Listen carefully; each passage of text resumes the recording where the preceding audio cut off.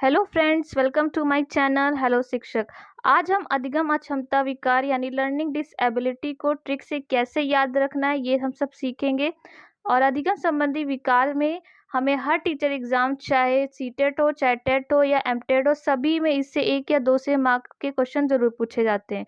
तो स्टार्ट करते हैं हम आज की क्लास। तो हमारा पहला है डिसलेक्सिया या एलेक्सिया। आपसे एक प्रश्न बनेगा कि डिसलेक्सिया किस प्रकार का विकार है, या आपको पठन संबंधी विकार पूछ लिया जाएगा कि पठन संबंधी विकार को किस नाम से जाना जाता है। तो इसे डिसलेक्सिया या एलेक्सिया कहते हैं। एलेक्सिया में ये होता है कि आपको पढ़ने में प्रॉब्लम आती है। अगर बच्चे को किसी किताब को पढ़ने के लिए कहा जाए और वो किताब में कोई वर्ड आया, मान लीजिए आचरण, और वो आचरण को आचरण पढ़ रहा है तो उसको पढ़ने में कठिनाई हो रहा है, उसका उच्चारण शुद्ध नहीं है, तो इसका मतलब है उसे डिसलेक्सिया की प्रॉब्लम है, उसे पठन संबंधी विकार है।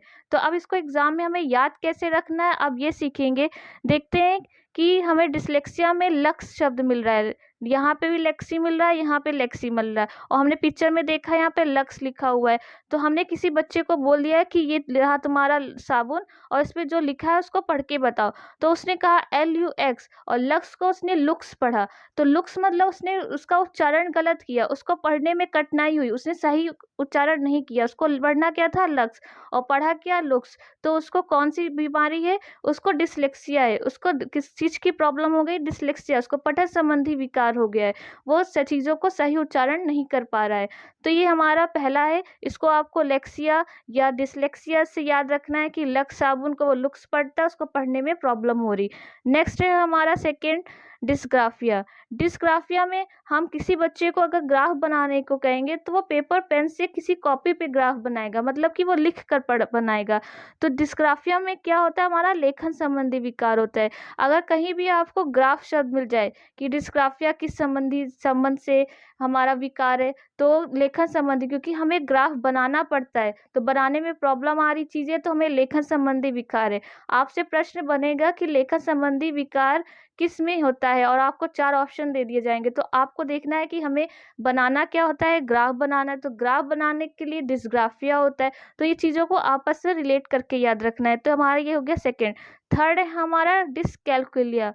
तो डिसकैलकुलिया में आपको किसी भी चीज़ को कैलकुलेट करने के लिए कैलकुलेटर की नीड होती है, और कैलकुलेटर किस में नीड होती है, हमारा मैथ्स के पेपर में, गणित में। तो अगर गणित संबंधी कोई विकार होता है तो उसे डिसकैलकुलिया कहते हैं। तो आपको कैलकुलेटर से ही समझ में आ रहा था, कैलकुलिया कैलकुलेटर यानी कि हमारा गणित संबंधी विकार होगा। तो ये 2-3 चीज़ें हो गई आपकी तैयार। चौथा है हमारा अफेजिया या डिस्फेजिया।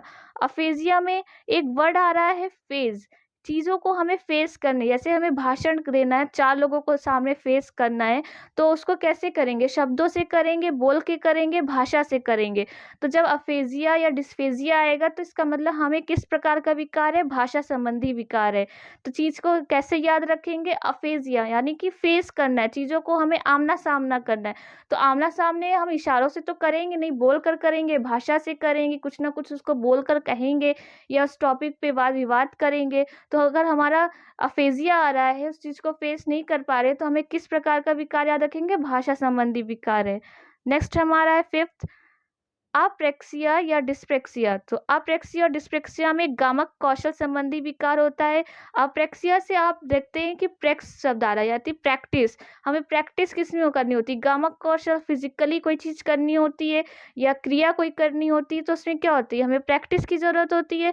तो देख, अगर हमें इसको बॉडी बनानी है, इस बंदे को, तो इसको बॉडी बनाने की क्या करनी होगी, डेली प्रैक्टिस करनी होगी, इसको अप्रेक्सिया या डिस्प्रेक्सिया करनी होगी। अगर आप प्रेक्सिया से याद रखेंगे, प्रेक्सिया PRAC, प्रैक्टिस भी होता है और प्रेक्सिया भी होता है। तो गामक कौशल यानी हमें शारीरिक चीज़ों के लिए हमें क्या होती है, शरीर में ताकत चाहिए, बॉडी चाहिए, तो उसके लिए क्या करना होगा, हमें प्रैक्टिस करना होगा। तो इसको कैसे याद रखेंगे, अप्रेक्सिया या डिस्प्रेक्सिया आएगा तो प्रैक्टिस से याद रखेंगे। प्रैक्टिस हमें क्या करना है, गामक कौशल के लिए करना है। तो अगर गामक कौशल संबंधी विकार है तो उसके अंदर क्या है, अप्रेक्सिया या डिस्प्रेक्सिया है। तो ये हो गया हमारा फिफ्थ। नेक्स्ट है हमारा डिस्थीमिया। डिस्थीमिया में अगर आपका टी आ रहा है, कोई चीज़ हमें तनाव वाली स्थिति है, तो उसको क्या बोलेंगे, उसको किस चीज़ की प्रॉब्लम है, उसे डिस्थीमिया, उसको तनाव की स्थिति में वो। तो डिस्थीमिया से याद रखेंगे उसको टेंशन, थीमिया में टी आता है, टेंशन में टी आता है, तो उसको चीज़ों को रिलेट करेंगे उसको तनाव वाली स्थिति, टेंशन में है कोई बंदा तो उसको याद रखेंगे डिस्थीमिया से। नेक्स्ट है हमारा डिस्मोर्फिया। डिस्मोर्फिया को याद रखने के लिए हम क्या करेंगे कि यहाँ पे पिक्चर से देखेंगे, यहाँ पे हमारे पास 4 रास्ते हैं और हमें नहीं पता है कि हमें किस रास्ते जाना है।